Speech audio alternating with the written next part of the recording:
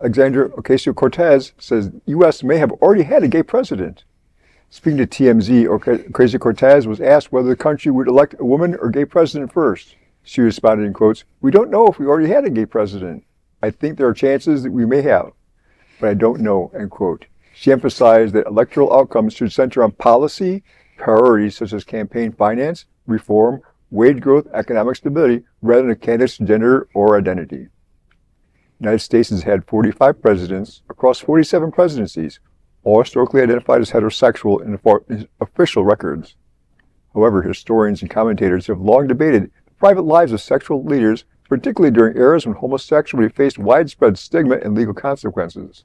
Among those frequently discussed are James Buchanan, the only lifelong bachelor president, who had a close relationship with William Rufus King, who drawn historical scrutiny. Abraham Lincoln and John F. Kennedy have also been particularly scholarly debate that documented close personal relationship with male companions. While no U.S. president has publicly identified his queer, Ocasio-Cortez remarks highlight ongoing discussions about visibility, history, and representation of all the highest levels of government.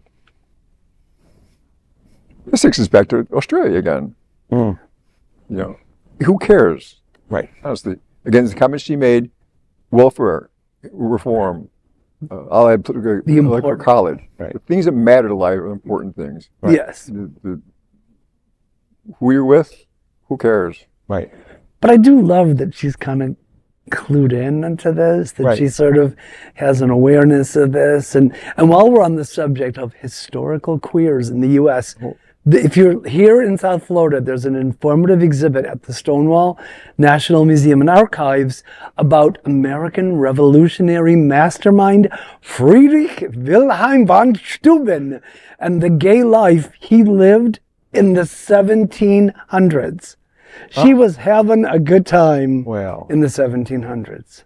Okay. They've been around forever. Yeah, we have been around forever. But, you know, it's like what Robert said. It's like, it doesn't matter. I mean, when it comes to, I mean, yes, we all would love to be able to point out and say, look what happened in Canada when we had the prime minister up there that you know, was gay. And it was just like, we loved it because they could call it out. But at the end of the day, in the office, does it matter?